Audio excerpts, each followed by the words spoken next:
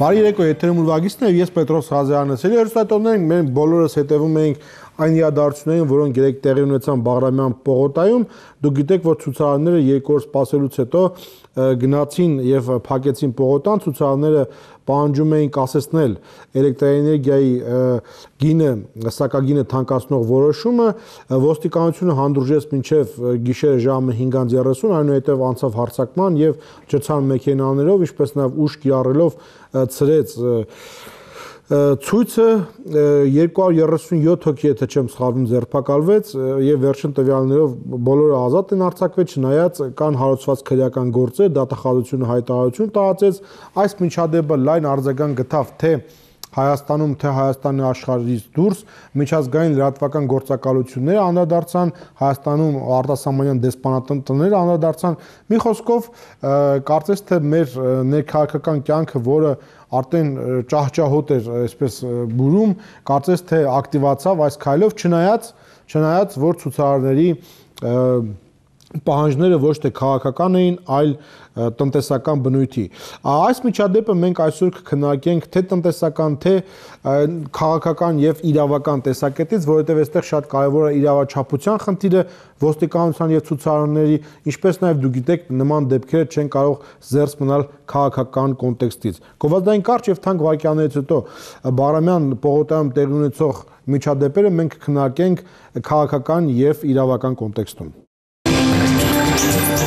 Այսպես, հերոստատորներ, մենք տեսանք այն ինչ տեղի ունեցավ Բաղրամյան փողոցում 3 գիշեր, ավելի շուտ այս առավոտյան, եւ հիմա մենք այն կքննարկենք Փաստաբանների պալատի նախագահի առաջին տեղակալ Արթուր Հովհաննիսյանի, բարեկո Արթուր, շնորհակալություն հրավեր ընդունելու համար, եւ քաղաքագետ Ալիկ Իսկանդարյանի հետ, բարեկո Ալիկ, շնորհակալություն հրավեր ընդունելու համար։ Եվ այսպես, տես, ես երբ որ տեսա միջադեպը, հա, ցուցարարներին եւ այլն, առաջին միտքս որ եկավ, թե գազը նույնպես թանկացրեցին, հա, ընդ որում այն ժամանակ խաբել էին, որ թանկացել են, հետո ասացին, որ թանկացել են, ասացին, որ այսքան պարտ կա։ Մի խոսքով ավելի վիրավորական էր, եթե նայենք, հա, քան հիմա։ Ինչու հիմա դուրս եկան փողոց, փակեցին Բաղրամյանը, իսկ այն ժամանակ ընդամենը 100-120 հոգի դուրս եկավ էլի Բաղրամյան, ես ընտեղ էի միջայլոց եւ գոռացին, ցրվեցին, գնացին տուն։ Ինչու։ Ընդ որում այն ժամանակ ձմեռ էր, ավելի ծանր էր դա, իսկ հիմա ամառը եւ այդքան թանկացումը չի զգացվում, խնդրեմ։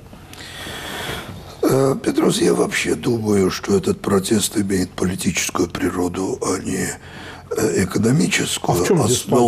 Основа, конечно, социальная, основой вообще всего, что происходит, является стагнация экономическое, тяжелое социальное положение. Но протест этот, он проистекает из поляризации общества, из слабой легитимности властей, из того, что общество относится с глубоким недоверием ко всему тому, что идет сверху вообще от всей политической элиты, из расколотости и так далее. Тарифы на электричество – это только повод. Отвечая на твой вопрос, я бы так сказал, постепенно созрела ситуация, то есть вот как прыщ, который должен прорваться. Она накапливалась. Ведь дело в том, что собственно в политике у нас пар спускать невозможно. Оппозиционных партий в общем по-серьезному нет. Те, которые были, они либо разгромлены, и их просто не существует на политическом поле, либо они настолько очевидно беспомощны в политике, что обращаться к ним за какой-то помощью невозможно. Да?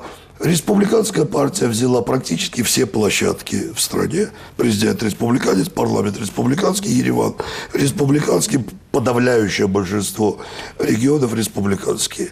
На выборов просто нет в ближайшее время, да? И на выборы у людей мало надежды.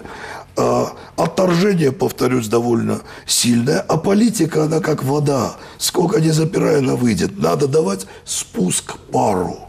Этот спуск для пара может осуществляться прямо в политике. Если его в политике нету, он будет выходить каким-то другим образом. Каким? В условиях Армении гражданскими акциями. У нас же, давай припомним, от открытия универсама какого-нибудь до разбивания парка, от экологических до архитектурных причин, от кинотеатра какого-нибудь до повышения цен на транспорт. Почти любой повод используется для того, чтобы вырвалось вот это вот недовольство. Чем меньше возможностей вырываться для него есть, тем сильнее оно вырывается. Собралось просто, этот пар собрался под крышкой. Чем больше ты будешь ликвидировать политику в политике, тем больше она будет выходить на улицу и вырываться в том виде, в котором она вырывается. Это закон. Это такой закон в политологии просто. И если людям не давать возможности выражать себя через какие-то другие площадки, они выйдут на улицу. А если им не давать один раз, второй раз, третий раз, четвертый, пятый, то они будут радикализироваться. Радикализация вообще всех дискурсов очень характерна для наших последних годов. Почему люди пошли с площади на проспект Բաղրամյան? Նույնիսկ քաղաքական ուժերը չեն փակում Բաղրամյան փողոցը։ Վերջի անգամ երբ էր դա եղել, մարտի 1-ին, հա? Ինչու հիմա գնացին եւ փակեցին Բաղրամյան փողոցը? А почему можно вообще с площади пойти на проспект Бахрамяна? Потому что на площади людей можно оставить, хотя бы гипотетически. Они на площади, люди на площади стоя, могут там стоять месяцами, по идее, да, при благом расположении власти. А если пойти и перекрыть Бахрамяна, эту демонстрацию придется разгонять. Ее придется разгонять, ее нельзя там оставить. Разгонять какими методами — другой разговор. Можно это делать гораздо приличнее, да, теоретически, опять же. Но если ты идешь на площадь Бахрамяна, то это будет разогнано, будет столкновение. Уровень конфронтации, уровень недоверия, уровень отторжения властей таков, и легитимность внутренняя настолько слаба, что находит это коса на камень. Это, я думаю, что довольно естественное, к сожалению, событие. И повод, а именно вот эти энергетические тарифы, он не столь уж важен. Ну, предположим, я не знаю, каким образом эта ситуация разблокируется. Да, я вот просто еще не знаю. Она может разблокироваться разными способами. Жестким разгоном, я не знаю, затуханием, понижением цен, субсидированием, чем угодно. Вот как бы это ни произошло, проблема-то не исчезнет. Несколько тысяч человек, которых можно вот так в Фейсбуке собрать на резкий протест, когда они фактически не хотят говорить, не хотят компромиссов, они хотят идти на конфронтацию и требуют однозначного это же исполнение требований. Эта же масса не исчезнет. Она же останется, значит, когда-нибудь будет еще какой-нибудь повод. Он может же быть любым. В социальной сфере его легче всего найти. Я уже долго говорю, мне неудобно перед вторым собеседником, но, может быть, тогда потом ты меня спросишь. Արտու, ես առաջարկում եմ դիտել մի փոքր տեսանյութ, հենց քանի որ հիմա ես ուզում խոսենք երկու կողմերի իրավաչափության մասին, այստեղ շատ կարևոր է նաև իրավաչափությունը, երկու կողմերի իրավաչափության մասին մի փոքր տեսանյութ, որտեղ կա նաև լրագրողների պահը, թե ինչպես են լրագրողներին ոստիկանները բերում այն ծեծում եւ ուղարկում, եւ վերադառնանք քննարկման, խնդրեմ տեսանյութը։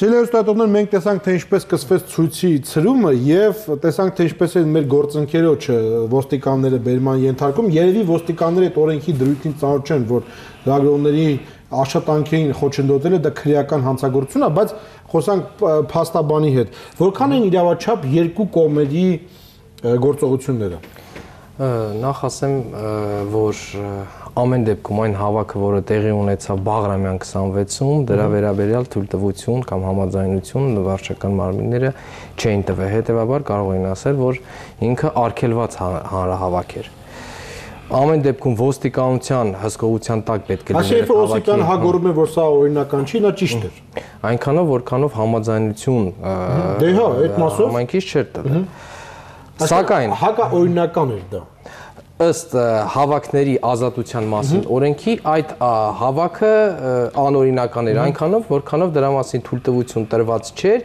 եւ դա էլ ինքնաբուխ հավաք չէր, որը վերաբերվելու էր 100 հոգուց պակաս թվականակի անցած։ Այստեղ ակնհայտ է, որ մարդիկ նախ կազմակերպված էր ինչ-որ ձևով եւ նաեւ 100 հոգուց ավել էին մարդիկ եւ այստեղ ինքնաբուխ հավաքների մասին խոսքն ավելի նորդ է։ Այսինքն ի սկզբանե այո, հավաքները օրինական չէին։ Միևնույն ժամանակ այն ուժը, այն հակազդեցությունը, որը ցույց տվեց ոստիկանության կողմից, մենք գտնում ենք, որ իրավաչափ չէր, համաչափ չէր, այսինքն օգտագործվեցին հատուկ միջոցներ, որոնք չպետք է օգտագործվեն մի պարզ պատճառով։ Ջրանետ մեքենաներ օգտագործելուց առաջ նախ պետք է հասկանալ հատուկ միջոցի օգտագործման ժամանակ հնարավոր է, որ այդ միջոցը կօգտագործվի անչափահասների նկատմամբ թե ոչ, արդյոք այդքան ջրելու իրավունք չունեն։ Ես ասեմ, լրացնեմ կվերադառնամ հարցին, արդյոք մարդկանց մեջ չկային հղի կանանց։ Որտեվ կանայք շատ էին։ Ահա, եւ հնարավոր է, որ կային նաեւ հղի կանայք եւ ոստիկանները ուղղակի չեն կարող այս քաղաքացիների այսքան մեծ զանգվածի մեջ կարողանային հստակ հասկանալ զանգվածի մեջ կան անչափահասներ թե ոչ եւ այս դեպքում հստակ ոստիկանության մասին օրենքը, որը խոսում է հատուկ միջոցների կիրառման մասին, հստակ ասում է, որ հատուկ միջոցներ չեն կարող գործադրվել հղի կանանց, տեսանելի հղի կանանց եւ անչափահասների նկատմամբ։ Մինչդեռ մենք իմացանք, որ նույնիսկ 16-17 տարեկան երեխաներ վնաս են կրել եւ բժշկական հաստատություններում օգնություն են ստացել, նույնիսկ նրանց աչքերն է վնասվել։ Այսինքն ոստիկանությունը հատուկ միջոց չպետք է կիրառել, եթե խմբի մեջ կային անչափահասներ եւ հնարավոր է նաեւ հղի կանայք։ Այստեղ իրավաչափ չէր։ Իրավաչափ չէր այդ զանգվածային բերման ենթարկելը։ 237 մարդ։ Ինչու են բերման ենթարկում։ Նախ հասկանանք ով էր բերման ենթարկում։ Մենք ինչպես տեսնում ենք, ոստիկանները առանց խորը երկար մտածելու, թե բերման ենթարկողը կազմակերպիչն է հավաքի, թե կողքով անցնող թրջված լրագրող է, բոլորին մասնակից է, թե իրոք լրագրող է։ Մենք լավ գիտենք, որ հավաքների ազատության մասին օրենքով հստակ ասում է, որ այն անձինք, որոնք հավաքների ընթացքում կատարում են իրենց մասնագիտական գործունեությունը, իր լիազորությունները, նրանք հավաքի մասնակից չեն։ Այսինքն լրագրողը հավաքի մասնակից չէ։ Այս հավաքների մասին հավաքների ազատության մասին օրենք այն մասով, որ եթե հավաքը դադարեցվել է, պետք է հավաքի մասնակիցը շտապ լքի տարածքը եւ այլ պարտականությունները չեն վերաբերվում լրագրողներին, որտեղ նրանք հավաքի մասնակից չեն, ընդամենը հավաքներին ժամանակ կատարում են իրենց լիազորությունը։ Ես կարդամ ոստիկանության տարածած հայտարարությունը, ոստիկանական գործողության շրջանակներում հայտնվել են նաեւ լրագրողներ, որոնք հետևողականորեն անտեսել են հավաքի վայից ողջամիտ հեռավորություն պահելու եւ ոստիկանության օրինական գործողությունները չխոչընդոտելու կոչերն ու հորդորները ըստ էության դառնալով հավաքի մասնակիցներ։ Շատ հետաքրքիր էր, ես չեմ կարողանում պատկերացնել ինչ է նշանակում ողջամիտ հեռավորություն պահելը։ Օսիպյանն եմ ասում, այդ 4 մետրը ստեղ ողջամիտը 20 մետրը ողջամիտ չէ։ Նման իրավական ակտ չկա, որ լրագրողը պետք է պահպանի ինչ-որ ողջամիտ ժամկետ, ողջամիտ տարածք, հավաքից որոշակի հեռավորություն, դրա մասին առհասարակ չկա, հավաք ոչ հավաքների։ Այսինքն հակաօրինական նախադասություններ են սրանք։ Ես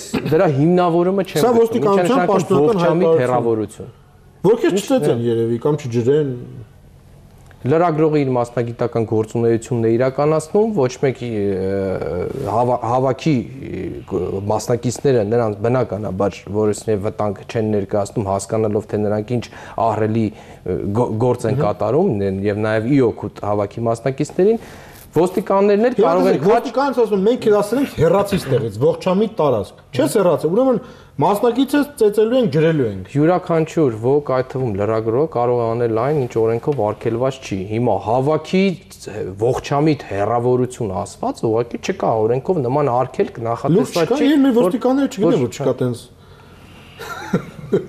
չկա տենց բան Ոչ, ես չեմ հանդիպել։ Իսկ ոստիկաններին ծեծելը, բերման ենթարկելը, կամերաները ջարդելը, դրանք քրեորեն պատժելի արարքներ են։ Հիմա իրոք, եթե գույքը դիտավորությամբ վնասում է, դա քրեորեն պատժելի արարք է։ Ինձ ավելի շատ հետաքրքրում էր բերման ենթարկվածները 230 հոգի։ Ասեմ, որ նախ որպես անօրինական հանրահավաքին մասնակցելը եւ որպես հանրահավաքի մասնակից իր պարտականությունները չկատարելը, այսինքն եթե ասել են դադարեցնել հանրահավաքը եւ անձը չի հեռանում արագ հանրահավաքից, դա նրա պարտականությունն էր։ Սա վարչական պատասխանատվություն նախատեսված է վարչական իրավախախտումների վերաբերյալ օրենսգրքով։ Այս խախտումը կատարելուց հետո խախտումը արձանագրելու համար բերման ենթարկել նախատեսված չէ։ Այսինքն սա այն դեպքը չի, որ սրա համար բերման ենթարկել։ Բա ինչի՞ են։ Հետևաբար հասկանանք, թե ինչի են բերման ենթարկել։ Միգուցե գտել են, որ այնտեղ է քրեորեն պատժելի արարք։ Տեսնենք, որ արարքներն են։ Նախ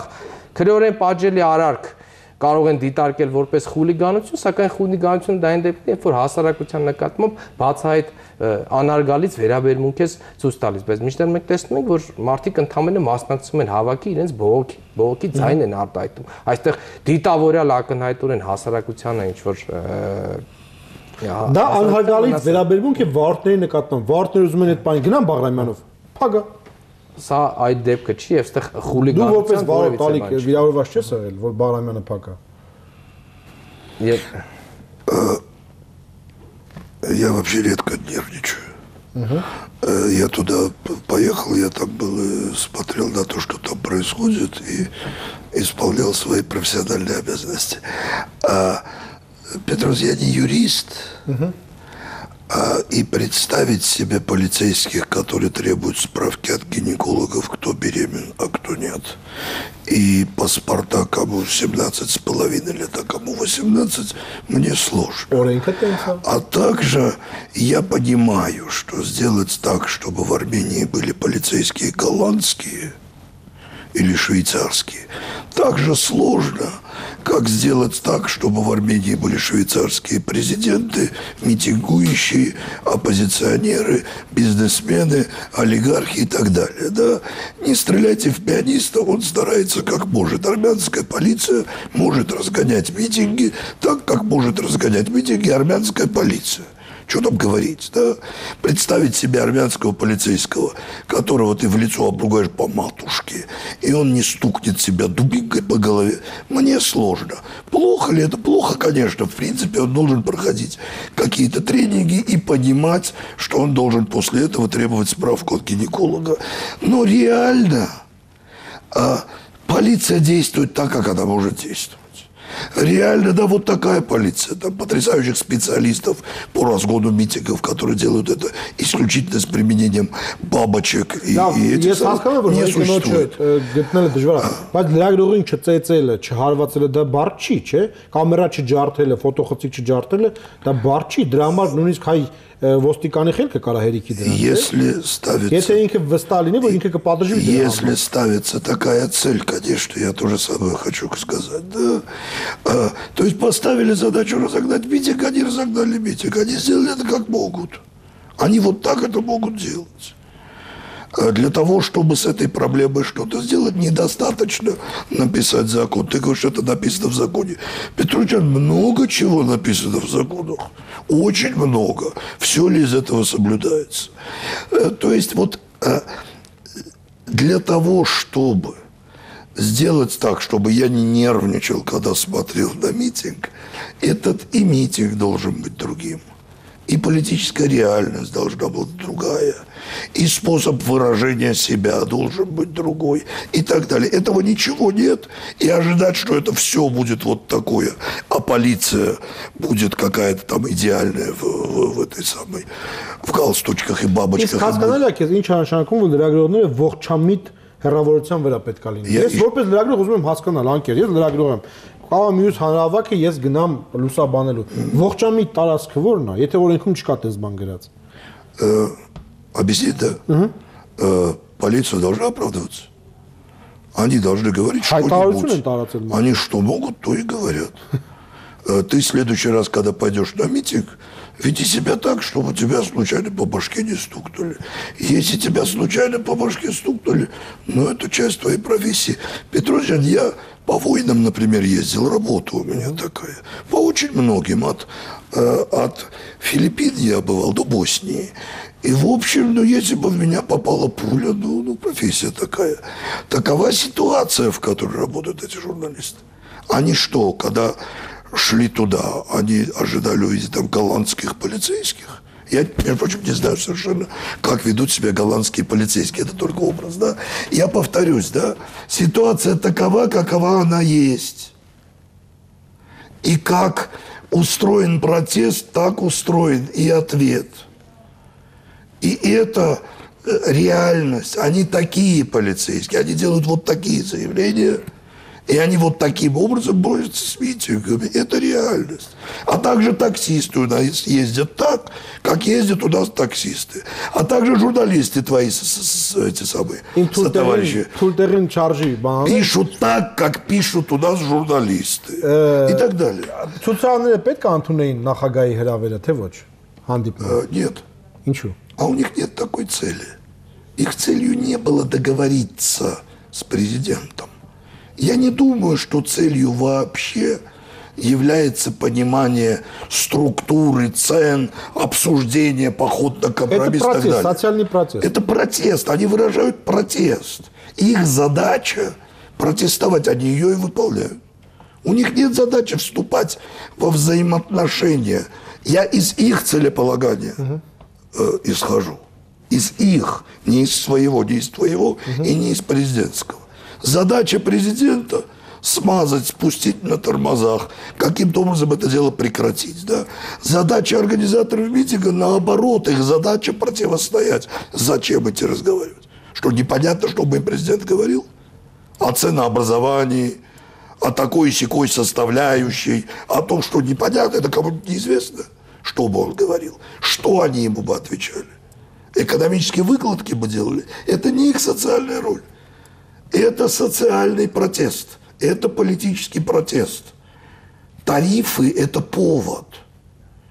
И вступать в взаимодействие с этим самыми, с фирмами, поставляющими энергетику, или с рассуждениями о том, каким образом формируется цена и какой там коррупционный риск, и я не знаю, сколько электричества идет куда, это не было включено в задачу протестующих. Поэтому, исходя из своей логики, они действовали правильно. Их задача радикализировать, раскрутить эмоции.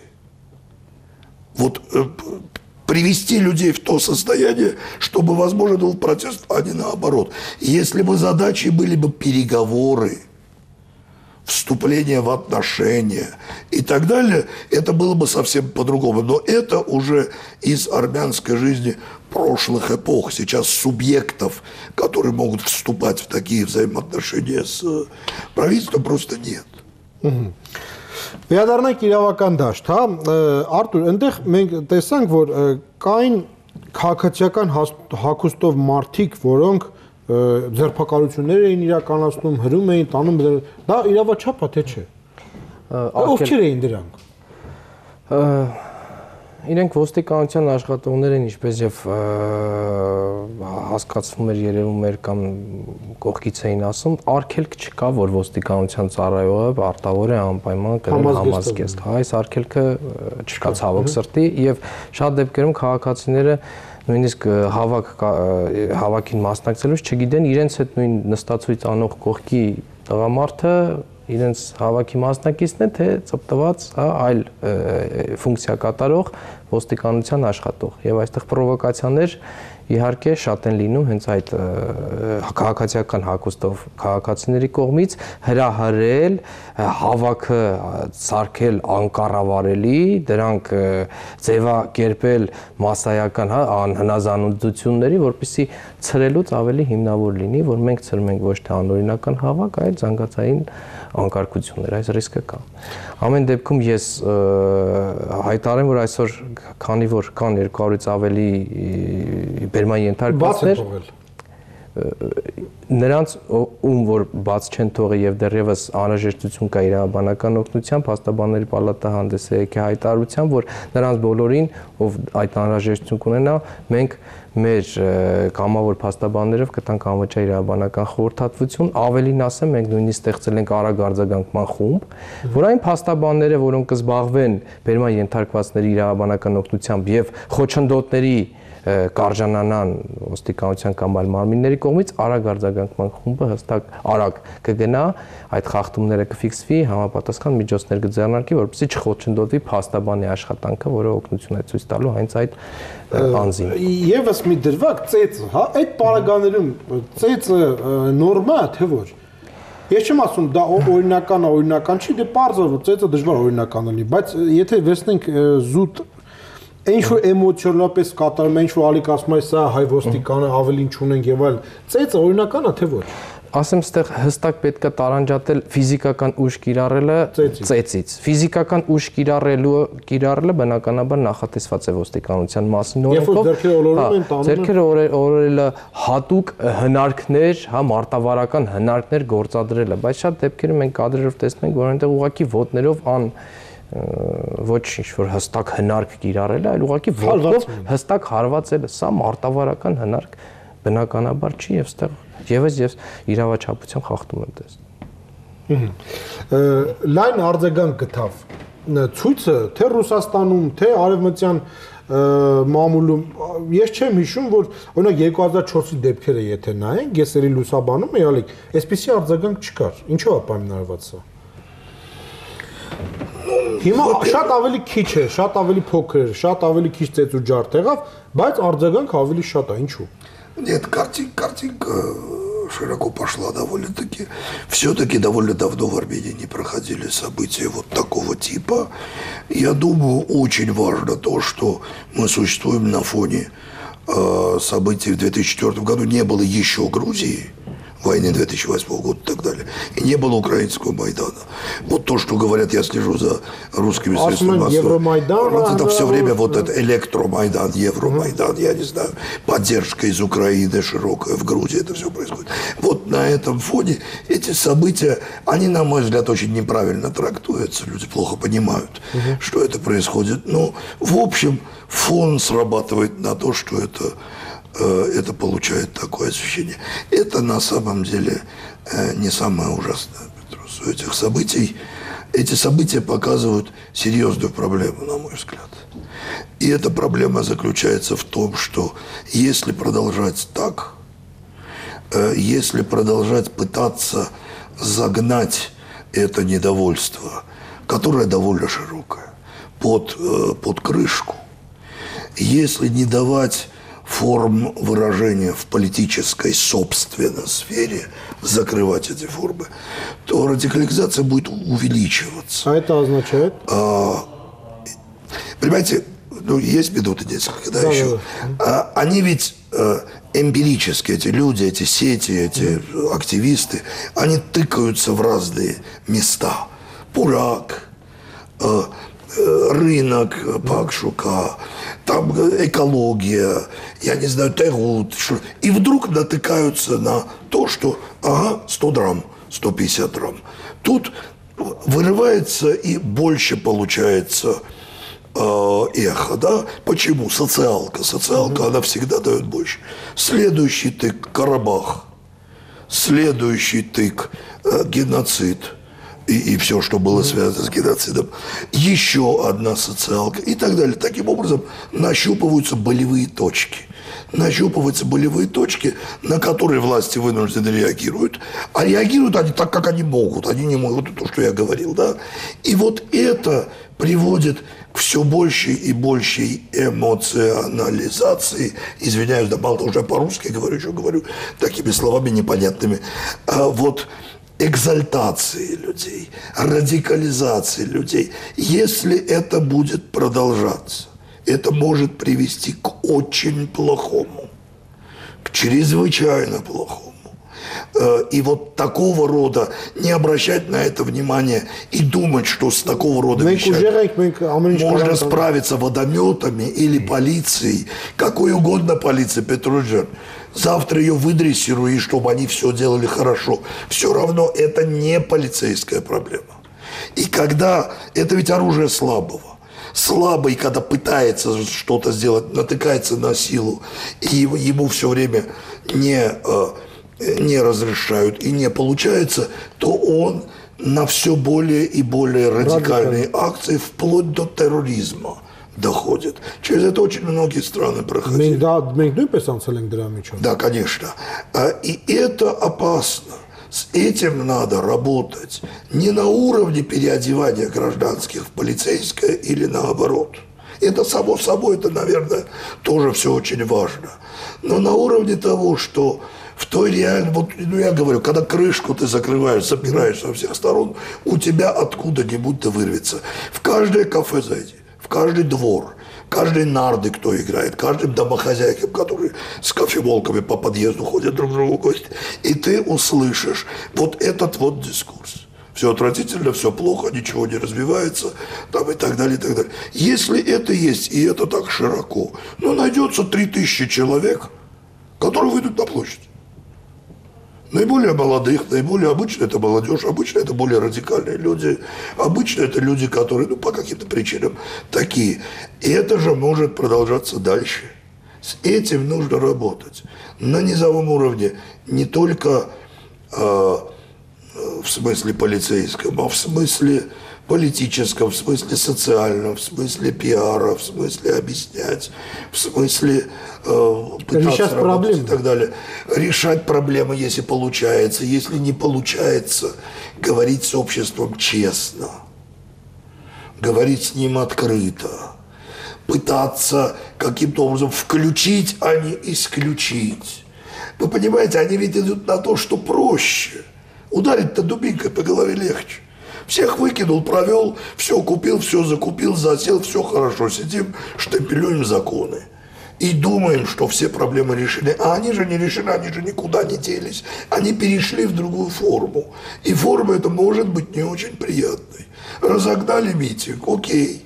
Арестовали 200 человек или 20 человек или 2000 человек, неважно, потому что арестовали, осудили, я не знаю, что сделали, отпустили, побили, не побили, выпустили, осудили полицейского, сказали, бяк, он плохой. Но это же настроение не уменьшилось, оно увеличилось, оно осталось. С этим надо работать, с базой, а не с симптомами. Симптомы – это прыщики. Да простят меня люди, которых там побили или что-то с ними сделали, ужасные вещи говорю, да, но у человека там цирроз печени, а ему лечат прыщик, который у него на спине от этого вскочил. Речь идет о серьезной социально-политической проблеме. Радикализация. Радикализация, да. Все более и более радикально. Люди не видят другого способа разговаривать с властью. У них нет его.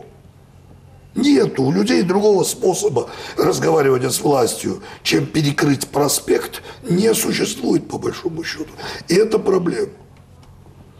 Բաղրամյանը մեր ժամանակը սպառվում է, լավ, Բաղրամյանը փակեցին, դուք էլ ասացիք, որ հակաօրինական է դա, օպերայի բակում նստածներին ինչու քշեցին, դա օրինական է, թե օրինական չի։ Այստեղ պետք է ի սկզբանե հասկանանք օպերայում նստածույց անողները նախ ինչ քանակությամբ մեծ էր դա այդ միջոցառումը փոքր էր։ Աստիճանների նստած էին, մենք տեսանք, ոստիկանները ներխուժեցին եւ հաղթականորեն բոլորին ձերբակալեցին տանը։ Այսինքն որևիցե հասարակական կարգի խախտում չկար, ուղղակի իրենք նստած ոչ մեկին չէին խանգարում, ոչ մեկի սահմանադրական իրավունքները անհամաչափ չէին սահմանափակում եւ հետեւաբար այստեղ նրանց ցրելը եւս ոչ իրավաչափ է, որովհետեւ նույն արգելված հավաքը ցրելը կամ դադարեցնելը դա միայն մի դեպքում է, եթե դրանով անհամաչափ սահմանափակվում է այլ անձանց սահմանադրական իրավունքները։ Դե եկեք հասկանանք հրապարակում նստած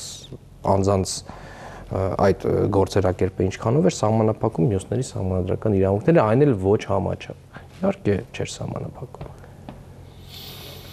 Շնորհակալություն պարոն Քետակի զրույցի համար։ Սիրելի ուստատորներ, ես մասնագիտական համերաշխությունից ելնելով կուզենա ուշադրություն դարձնել հենց լրագրողների աշխատանքի եւ գործունեության վրա, հուսանք, որ կամերա ջարդողները, ֆոտոխցիկ ջարդողները, օպերատորներին, լրագրողներին ծեծողները այս անգամ գոնե օրենքի արժև այնպիսի պատասխանատվության կենթարկվեն, ինչպես սովորաբար պատասխանատվության են ենթարկում մեր երկրում ընդդիմադիրները եւ բողոքողները, եւ մեկ էլ ես կարդացի դատախազության հաղորդագրությունը, որտեղ նա ասում է, որ քրեական գործեր պետք է հարուցեն, որովհետեւ խուլիգանություններ են եղել, երևի մեր դատախազությունը չի հիշում, որ եթե իրենք գնային այդ հեծերի բազմաթիվ հաղորդագրությունները ստուգեն, բազմաթիվ կոռուպցիոն ենթադրություններ, որոնք եւ падգամավորները, եւ ընդ որում նաեւ իշխող падգամավորները, եւ փորձագետները բերեցին, ասեցին, ցույց տվեցին, բացատրեցին,